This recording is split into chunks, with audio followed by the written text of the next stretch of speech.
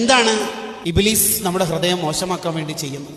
കുറെ കാര്യങ്ങളുണ്ട്. അതിലൊന്ന്, ഒരു മനുഷ്യനെ മോശമാക്കണം എന്ന് ഇബ്ലീസിന് താല്പര്യമുണ്ടെങ്കിൽ പുറത്തു തരും എന്ന പ്രതീക്ഷയിൽ തെറ്റ് ചെയ്യുക അയാളുടെ ഹൃദയത്തെ മോശമാക്കുന്ന കാര്യമാണ്. അല്ലല്ലേ പുറത്തേരൂലേ? 100 ആളെ കൊന്നാൾക്കും അല്ല തൗബ ചെയ്ത് കൊടുത്തിട്ട് പിന്നെ എനിക്കെന്താ, ഞാൻ ഒരാളെ പോലും കൊന്നിട്ടില്ലല്ലോ.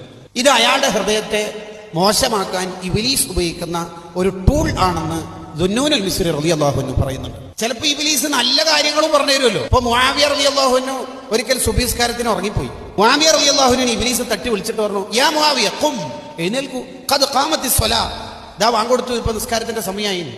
അപ്പൊ മുആവിയ റളിയല്ലാഹു അൻഹു ഉറക്കത്തിന് ഞെട്ടിയിട്ട് ചോദിച്ചു, ഈ ഇബ്ലീസ് അല്ലേ? അതെ. പിന്നെന്താ എന്നെ വിളിച്ചത്?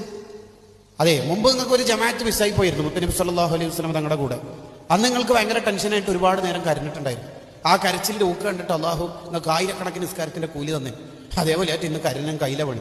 ജമാഅത്തായാലും ആകെ 27 ഉള്ളൂ, 1000 ഒന്നും കിട്ടൂലല്ലോ. ഇവയെ പോയിട്ട് ജമാഅത്തിന്റെ